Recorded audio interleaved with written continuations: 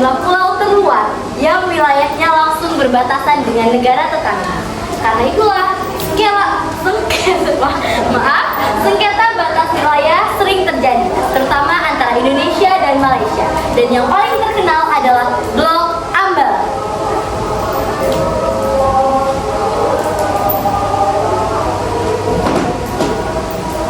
Selamat datang, saya ucapkan kepada seluruh hadirin yang sudah hadir pada forum perundingan antara Indonesia dan Malaysia mengenai sengketa wilayah Blok Ambalat. Saya, Presiden Susilo Bambang Yudhoyono, sebagai Presiden Indonesia, mempersilahkan kepada kedua belah pihak untuk menyampaikan argumen. Dan saya, Perdana Menteri Malaysia Abdullah Ahmad Badawi, mengucapkan selamat datang kepada semua pihak, terutama kepada pihak Indonesia. Mari kita diskusikan perselisihan ini agar tidak terus berlanjut. Baik, perkembangan ini adalah contoh klasik pentingnya kita berpartisipasi dalam diskusi seperti dua belah pihak negara Indonesia dan Malaysia adalah contoh anggota AUKUS. Maka dari penyelesaian paling ideal, kita harus melalui perundingan dengan cara atas dasar hukum laut internasional. Mari kita manfaatkan kesempatan ini untuk berdiskusi.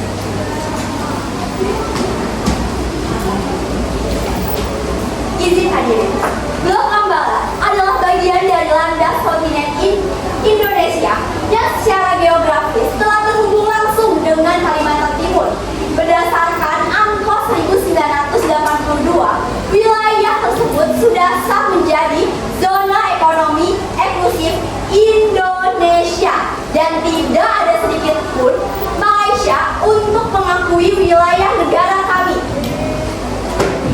Kami, Malaysia, mengakui Blok Ambalat sebagai milik kami atas dasar dari Keputusan PETA tahun 1979 dan juga ICJ tahun 2002. Dengan ini tentunya kami memiliki hak administratif atas kedua pulau tersebut dan juga batas wilayah laut di sekitarnya.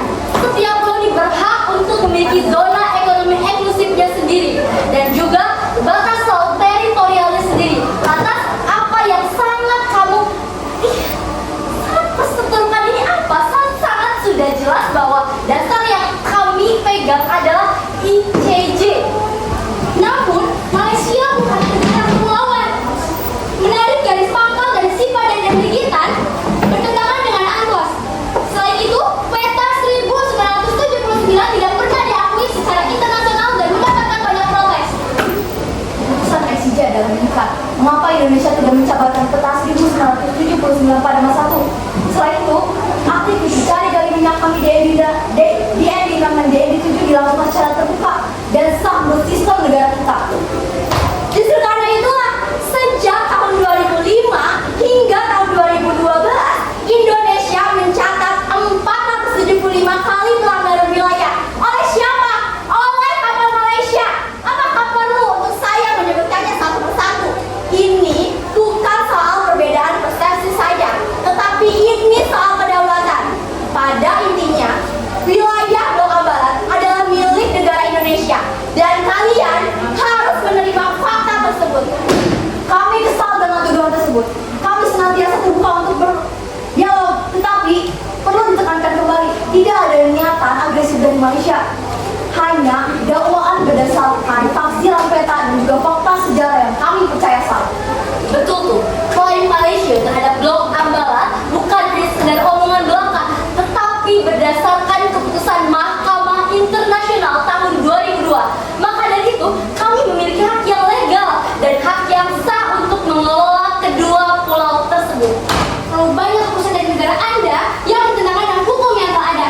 Banyak sekali pelanggaran yang dilakukan, baik di darat, laut, maupun udara. Di antaranya, pada tahun 2005 ada 38 kali pelanggaran. Tahun 2006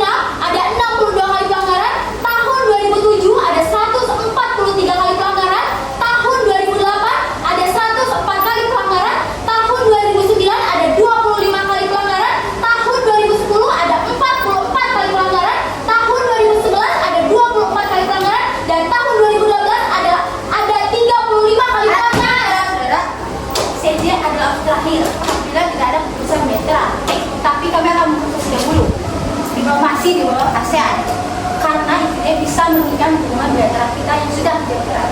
Mohon bersikap tenang. Baiklah, tentunya saya memahami emosi dan juga kepentingan antar dua negara. Tetapi lebih baik kita mengutamakan hubungan yang baik, sebab Indonesia dan juga Malaysia memiliki sejarah yang panjang sebagai saudara serukun dan pendiri asal. Mari kita cari jalan tengah. Saya juga tentunya memiliki banyak pertimbangan.